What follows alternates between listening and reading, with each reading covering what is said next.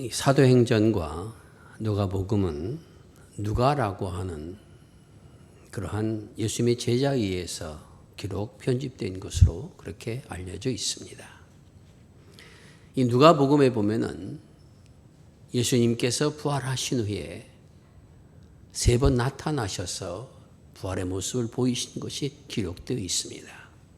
그 첫 번째는 여인들에게 나타나셨습니다. 그 여인들은 막달라 마리아와 또한 수산나와 야고보의 어머니 마리아, 이렇게 그 여인들 또 함께한 여인들에게 나타나셨다 기록하고 있습니다. 두 번째는 엠마오 도상에서 내려가던 두 제자에게 나타나셔서 부활의 모습을 알리시고 성서에서 예언되어진 말씀이 바로 당신에 대한 것이라는 것을 깨닫게 하여 주심으로 제자들에게 그 두 제자에게 부활의 모습을 보여주십니다. 세 번째로 나타나신 것은 그 두 제자가 모여있던 12제자에게 가서 우리가 부활하신 주님을 만났다라고 증언하지만은 제자들은 그 부활을 듣지 않습니다. 믿지 않습니다. 그런 제자들에게 찾아오셔서 주님께서 함께 말씀을 나누시고 생선 토막을 받으시고 이런 과정을 하신 후에 주님께서 그들에게 주셨던 말씀 가운데 하나가 이제 그들에게 새로운 사명을 맡기시면서 이렇게 말씀하십니다. 죄의 사함을 받게 하는 회개가 예루살렘으로부터 시작하여 모든 족속에 전파될 것이며 너희는 이 일의 증인이 될 것이다. 그리고 이어 말씀하시기를 볼지어다 내가 내 아버지께서 약속하신 것을 너에게 보낼 것이니 너희는 이 약속하신 것을 받기까지 이 성에 머물러 있으라. 그렇게 말씀하시고 하늘로 들려 올라가십니다. 그것이 바로 누가복음의 24장 마지막 절의 이야기입니다. 아버지께서 약속하신 것은 과연 무엇입니까? 오늘 읽었던 본문 뒤에 사도행전 22장 36절에 33절에 보면은 하나님이 오른손으로 예수를 높이심에 그가 약속하신 성령을 아버지께서 받아서 너희에게 보고 듣는 이것을 우리에게 부어주셨느니라. 이렇게 말씀하심을 통하여서 하나님께서 약속하신 것이 성령 강림이라고 하는 것을 알 수가 있습니다. 이 성령 강림의 역사가 오순절날 일어났다라는 것입니다. 오순절이라고 하는 그 이스라엘 백성들에게 커다란 두 가지의 의미가 있습니다. 하나는 첫 열매를 하나님 앞에 드리는 절기라는 것입니다. 이스라엘 민족의 구원의 역사인 6월절이 지나고 나서 50일이 되는 그때가 바로 오순절, 50번째 맞이하는 날이라는 의미입니다. 그때 그들은 하나님 앞에 첫 곡식을 추수했던 그 추수의 열매를 드립니다. 그래서 맥추절 혹은 칠칠절이라 이렇게 표현하기도 하는 하나님 앞에 감사의 제단을 쌓던 절기가 오순절입니다. 두 번째는 이 오순절의 절기 속에는 과거는 아니었지만 그들이 로마의 압제 밑에서 잠시 해방을 맞이했던 그러한 순간에 자신은 누구로부터 하나님의 말씀을 받았는가? 하나님께서 모세를 통해서 시내산에서 우리에게 하나님의 율법을 주셨는데 이 율법을 주신 날은 우리가 애굽으로부터 나온 지 50일째 되는 날에 이 율법서를 받았다. 십계명을 받았다. 그래서 오순절이 십계명을 받은 날로 동시에 지켜지고 있었다는 것입니다. 그 오순절에 오늘 읽었던 본문의 역사가 일어나게 된 겁니다. 제자들이 한 곳에 많이 모여서 기도하고 있었습니다. 그 장소가 어딘지 모르지만 1장에 보면 마가의 다락방에 모여서 120명의 성도들이 기도했다. 거기엔 12제자가 있었고 그리고 그 안 예수님의 가족들이 있었고 그리고 예수님과 함께 섬겼던 여인들이 있었으며 그리고 함께 성도들이 120명 정도 모여 있었다라고 기록하고 있습니다. 그들이 처음에 모여서 기도했던 그러한 다락방인지 혹은 다른 장소인지 모르지만 한 곳에 모여서 그들이 기도하고 있는 가운데 성령 강림의 역사가 일어나게 됩니다. 첫째 일어난 현상 가운데 하나는 바람이 크게 움직이는 소리가 들렸다는 겁니다. 이 말씀의 가진 의미는 바람이 세차게 불어왔다라고 하는 것이 아니라 그렇게 세차게 부는 바람 같은 소리가 이 성전에 그들이 모여있던 곳에 가득해서 그것이 진동되었다는 의미입니다. 두 번째는 불의 혀 같은 것이 갈라져서 사람 위에 내리는 것이 보였다는 겁니다. 하나는 귀로 들은 것이요, 하나는 눈으로 본 것입니다. 눈으로 본 것은 어떠한 것이냐? 불의 모양이, 혀처럼 생긴 불의 모양이 각 사람 위에 내리는 것을 그들이 목격하게 되었다는 것인데, 이것은 다가 보려고 해서 본 것이 아니라 그냥 보여지게 되었다는 겁니다. 성령께서 그렇게 볼 수 있도록 은혜를 베푸셨다라는 의미가 그 속에 담겨 있습니다.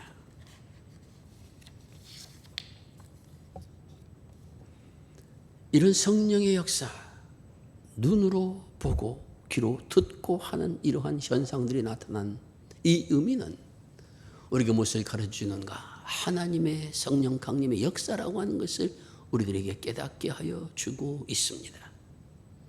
성서의 전통에 의하면 하나님께서 임재하실 때는 산이 움직이고 그리고 하늘에서 나팔 소리가 울려지고 천군 천사가 울려지고 이러한 것들이 너무 많이 나타나고 있는 것을 우리가 보게 됩니다. 모세는 호렙산에서 하나님의 음성을 들었습니다. 십계명을 받기 위해 산에 오를 때는 연기가 그 산에 자욱했으며 큰 나팔 소리가 울려 퍼졌습니다. 에스겔은 폭풍과 구름과 불이 번쩍이는 가운데 내 생물이 운행하는 그러한 마차를 타시고 인자가 내려오는 모습들을 보게 되는 환상을 보게 됩니다. 바울 사도는 호련히 빛 가운데서 다메섹에서 예수님을 만나게 됩니다. 이사야 예언자는 주께서 높이 들린 보좌에 앉으셨고 서랍들을 모시고 서랍들이 6 날개를 가지고 모시고 있는 모습들을 보게 됩니다. 그리고 온 영광이 땅에 충만하며 문지방의 터가 요동하고 흔들리는 이러한 장면들을 목격하게 됩니다. 이러한 표현들은 다 무엇을 의미하는가? 성령 강림의 역사, 하나님의 현현의 역사, 하나님의 인재의 역사가 계셨다라고 하는 것을 표현해내고 있다라는 것입니다. 그런데 이 역사 뒤에 어떠한 일이 일어났는가? 거기 모였던 제자들이 말을 하기 시작합니다. 근데 그 말을 하는 소리들을 누가 들었냐고 하면 큰 소리가 나고 그런 소리가 나니까 예루살렘에 왔던 순례객들이 그 말을 듣고 이해하게 여겼다라고 기록되어 있습니다. 이스라엘의 남자들은 이스라엘 가장 중요한 절기인 예루살렘을 순례하도록 그렇게 규정해 놓았습니다. 3번 다 와도 좋고 3번 다 오지 못한다 할지라도 적어도 한 번은 반드시 예루살렘을 향해서 나오도록 그렇게 만들어 놓았습니다. 율법에 기록되어 있습니다. 오순절 절기에는 각국으로부터 왔던 유대인들이 또 유대교로 개종한 유대교로 개종한 유대인들이 각국으로부터 와서 그곳에 모여 있었다라고 기록되어 있습니다. 그들이 어디에서 정확하게 기도했는지는 모릅니다. 그런 역사가 임했던 것이 한 장소이긴 분명한데 그 장소가 어디인지 모르는데 그들이 그렇게 성령의 역사를 체험하고 말하는 소리를 듣고 그들이 몰려들었다라고 기록되어 있습니다. 여러분, 예루살렘이라는 것이 흑석동처럼 작은 고루한 단체가 아닙니다. 성이 있고 커다란 곳입니다. 근데 그 소리들이 거기에 왔던 순례객들에게 들렸다고 하면 그 소리가 얼마나 컸을까 하는 것이 상상이 되어집니다. 하지만 이러한 모든 것들도 큰 소리가 났기 때문에 나기보다는 성령의 역사, 그들의 걸음을 그들로 인도했다라고 보는 것이 더 옳습니다. 코로나 이전에는 중앙대학교에서 축제 때가 되면은 얼마나 시끄럽게 하는지 축제가 왔다는 것을 집 안에서도 알 수가 있었으면 흑석동에 사는 사람들은 얘네들이 축제 시간이 되었구나 하고 그것을 알 수가 있었습니다. 그렇다면 그 마가의 다락방 한 장소에 모여 기도하던 제자들 소리가 얼마나 컸으면 예루살렘에 순례하던 사람들이 그 소리를 듣고 그리로 모여 들었을까? 아니면은 성령께서 그들의 발걸음을 그대로 인도하셔서 그 소리를 듣게 하셨다라는 것이 더 옳을 것입니다. 근데 그것으로 끝난 것이 아닙니다. 거기 모여진 사람들은 세계 각국에서 왔던 사람들이라. 오늘날로 따지면은 로마에서 온 사람들, 터키에서 온 사람들, 그리고 소아시아에 온 사람들, 그리고 아프리카에서 온 사람들까지 모여 있었는데 그들은 태어나서 그곳에서 자랐기 때문에, 아니 도망가서 그곳에 있었기 때문에 유대 말을 알지 못하는 사람들이었습니다. 그런데 그들이 자신들의 언어로 그것을 듣게 되었다라고 기록하고 있습니다.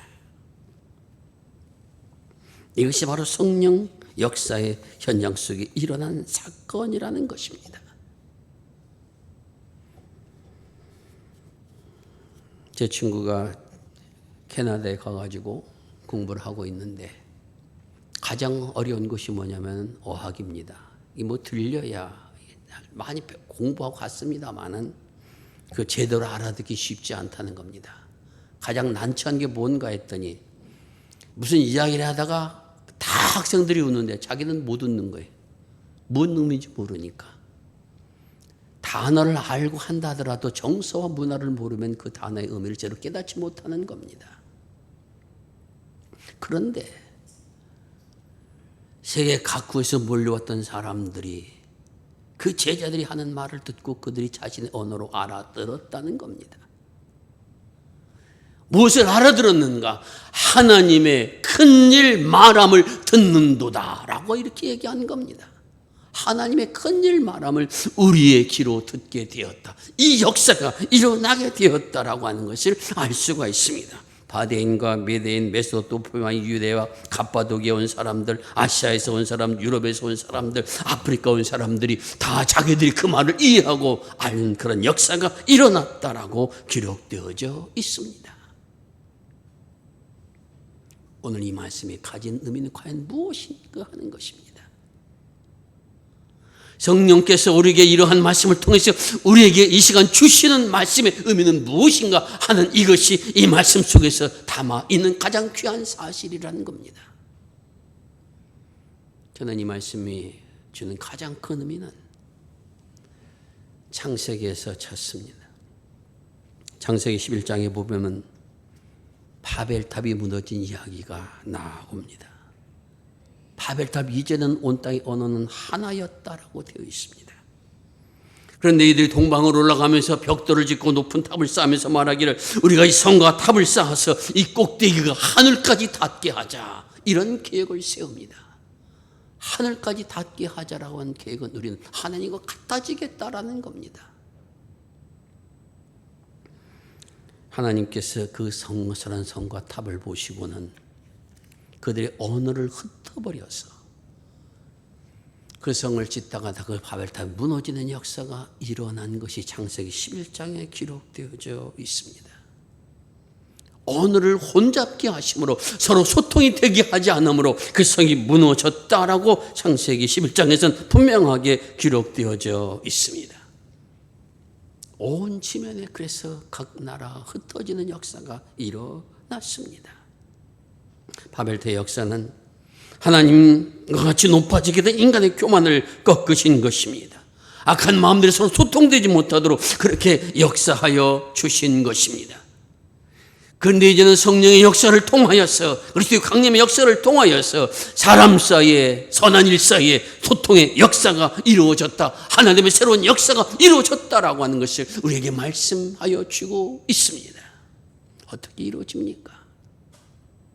하나님의 큰일 행함을 듣는 귀가 열렸기 때문이라는 겁니다. 하나님의 말씀, 하나님의 큰일은 과연 무엇을 의미하고 있습니까? 그것은 베드로가 설교한 내용 가운데 그 말씀의 의미가 나옵니다. 베드로가 그 일 후에 이스라엘 백성들 앞에서 설교를 합니다. 그 설교 가운데 가장 중요한 내용이 어떤 겁니까? 그런즉 이스라엘 온 집은 확실히 알아들으라.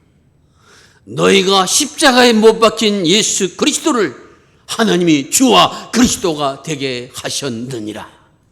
이것이 바로 하나님의 큰 일이요 하나님의 큰 역사라는 겁니다. 이것을 그들이 무엇을 들었습니까? 자기들의 말로 듣는 역사가 일어나게 되었다라는 것입니다. 다시 말씀드리면 예수 그리스도로 말미암아 하나님의 큰일 구원의 역사를 들은 사람들이 하나 되는 역사가, 복음으로 하나님 나라에 함께 참여하는 역사가 일어난 일들이 그것을 듣는 자를 통하여 성령의 역사를 통해서 우리에게 일어났다라고 말씀하고 있습니다. 언어의 혼란은 분열과 패망입니다. 그리스도 오심으로 이 언어가 하나 되고 이 언어를 통해서 다 알아들었다는 것은 그리스도 오심으로 이제는 패망이 아니라 새로운 하나님의 역사가, 새로운 하나님의 은혜가, 새로 하나됨의 역사가 온 인류가 할만될 수 있는 이러한 은혜가 그리스도로 말미암아 주어졌다라고 하는 것을 우리에게 말씀하여 주고 계십니다. 저는 또한 이 성령 강림의 역사는 그것만이 것이 아니라고 생각을 합니다. 그것은 사도행전 1장 8절에 우리가 잘 아는 성경 다 암기하고 있듯이 하는 겁니다. 오직 성령이 너희에게 임하시면은 너희가 권능을 받고 예루살렘과 유대와 사마리아 땅 끝까지 이르러 내 증인이 되리라. 이렇게 말씀하셨습니다. 성령의 능력의 역사가 임했을 때는 예루살렘부터 시작해서 온 유대와 사마리아 땅 끝까지 복음이 전파될 것이라고 그렇게 말씀하셨던 이 역사가 오늘 그 언어의 하나됨을 통하여 우리에게 이루어진 것, 그 언어의 하나됨은 단순히 말이 하나된 것만이 아니라 하나님의 복음을 듣고 그것이 나를 위한 구원의 역사라는 사실을 깨닫는 은혜가 주어졌다라는 것입니다. 예수께서 우리의 주여, 예수께서 우리의 희망이요, 예수께서 우리의 구원자라는 사실을 알아듣는 놀라운 역사가 임하여졌다라는 것입니다. 오늘 설교를 준비하면서 사실 맞지 않은 부분들이 너무도 많이 있습니다. 상식적으로 이해되지 않는 부분들이 너무도 많이 있습니다. 저도 그래서 하나님 앞에 이 문제를 놓고 많이 기도했습니다. 하나님, 오늘 말씀을 전해야 되는데 제가 깨달은 건 이 정도까지뿐이 없는데 더욱 깨달으면 옳습니까? 라고 간구할 때 성령께서 오늘 이렇게 마음에 심어 주셨습니다. 여러분이 예수 그리스도를 믿고 고백하는 역사는 무엇을 통해서 그것을 알게 되었습니까? 성경을 통해서입니다. 이 성경이 무슨 말로 되어 있습니까? 우리말로 되어 있습니다. 우리는 우리의 말로 듣고 우리의 말을 통해서 그리스도가 나의 구주라는 고백을 하는 그런 하나님의 백성이 되었습니다. 미국인들은 미국말로 알아듣습니다. 독일 사람은 독일말로 알아들었습니다. 아프리카 사람들은, 브라질 사람들은 다 자기네 말로 알아듣는 성경이 있어서 그래서 그리스도를 주로 고백하며 그리스도와 함께 하나님 나라의 건설해 가는 사람들로 이 땅의 불림을 받았다고 하는 것을 우리에게 깨닫게 하여 주고 있습니다. 저는 이것이 분명한 성령의 역사임을 믿습니다. 우리 같이 유교와 불교의 몇백 년간을 찾아왔던 우리의 나라에 얼굴도 모양도 언어도 틀린 사람들이 찾아와서 복음을 전하고 우리의 말로 성경을 번역하고 이제 그 성경을 통해서 예수 그리스도를 받아들일 그러한 역사가 있을 것이라고 누가 예언했습니까? 성경이 그것을 예언해 주고 있습니다. 성령이 임하셔서 그 말씀을 번역할 사람으로서 어떤 선교사를 보내주셨고 그 선교사들이 그 성경을 통해서 번역을 하고 새롭게 해서 이제는 그 성경을 읽는 우리들이 하나님의 말씀을 읽고 깨닫고 하나님의 거룩한 백성으로 길을 걸어가는 이런 놀라운 역사가 우리에게 이루어졌으며 이 땅 위에 하나님의 교회들이 많이 세워진 것을 우리에게 보고 있다라는 것입니다. 우리들은 한 시대를 살아온 사람들이기 때문에 하나님의 전체 역사를 다 깨닫지 못합니다.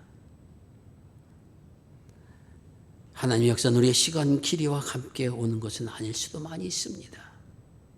중요한 것은 그러나 하나님의 역사하였으면 반드시 이루어진다라는 것이며, 그것이 오늘 우리들 통해서도 분명히 나타나지고 들려지고 보여지고 있다라는 것입니다.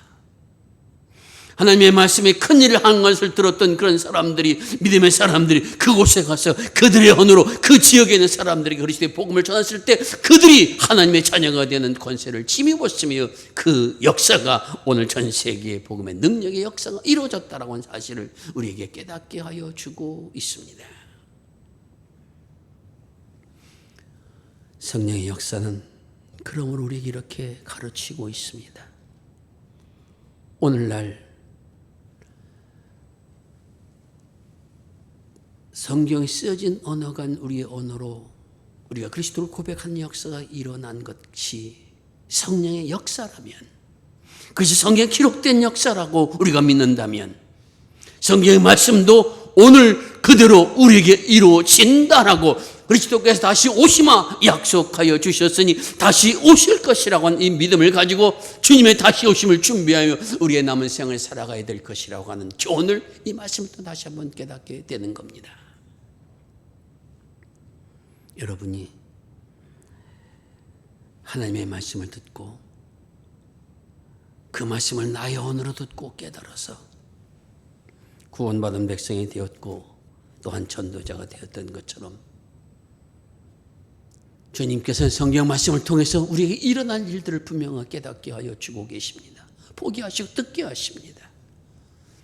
주님 오실 그날까지, 주님께서 나를 하나님 나라로 인도해 주실 그날까지 내게 주어진 사명을 잘 감당하며 올곧게 우리의 믿음을 잘 달려갈 수 있는 믿음의 사람들로 다시 한번 결단하고 걸어나갈 수 있는 은혜가 임할 수 있기를 바랍니다. 얼마 안 가서 하나님의 전에 섰을 때 비로소 나를 왜 보내셨으며, 나를 왜 걷게 하셨으며, 나를 왜 이 교회에 보내셨으며, 내게 왜 이런 일 맡기셨으며, 세상에선 이런 일을 하게 하셨는가, 하나님의 섭리와 뜻을 분명히 깨닫게 된 그날이 우리 모두에게 임할 것입니다. 그때까지 내 생각과 내 뜻을 살지 않기를 결심하고 이제부터 더욱 하나님의 말씀과 뜻을 따라 살기를 원하오니 내게도 들을 길을 주시고 내게도 볼 수 있는 눈을 주시어서 성령의 역사를 통해서 하나님의 사역에 함께한 믿음의 사람으로 살아갈 수 있도록 인도하여 주옵소서. 기도하며 함께 걸어나갈 수 있기를 바랍니다. 이러한 걸음 속에 하나님의 영광이 나타나는 내가 우리 모두에게 임할 수 있도록 성령께서 큰 은총을 베풀어 주시리라 믿습니다. 기도하겠습니다. 아버지 하나님, 감사합니다. 뜻대로 행하려고 하는 저희들의 생각을 바꾸시고 우리가 알아들을 수 있도록 말씀을 주시며 우리가 깨달을 수 있도록 성령께서 역사해 주시어서 예수님을 나의 주요 구원자로 고백할 수 있도록 인도하여 주신 것 감사를 드립니다. 이제 이 고백을 통해서 더욱더 하나님의 원하신 길을 달려가길 소원하며 주를 바라봅니다. 우리의 눈을 더 크게 뜨게 하여 주옵소서. 성령 은사를 부어 주옵소서. 이 땅에 살아가는 동안 하나님께서 맡겨주신 사명을 잘 감당할 수 있도록 인도하여 주옵시며 그 일을 통해 하늘의 기쁨과 영광을 맛보며 감사와 찬송으로 살아갈 수 있는 우리 모두가 되게 하여 주시옵소서. 우리의 생명의 주권자가 되시며 인도자가 되시며 영원한 나라로 역사하여 주실 우리 구주 예수 그리스도의 이름을 지하여 기도드리옵나이다. 아멘.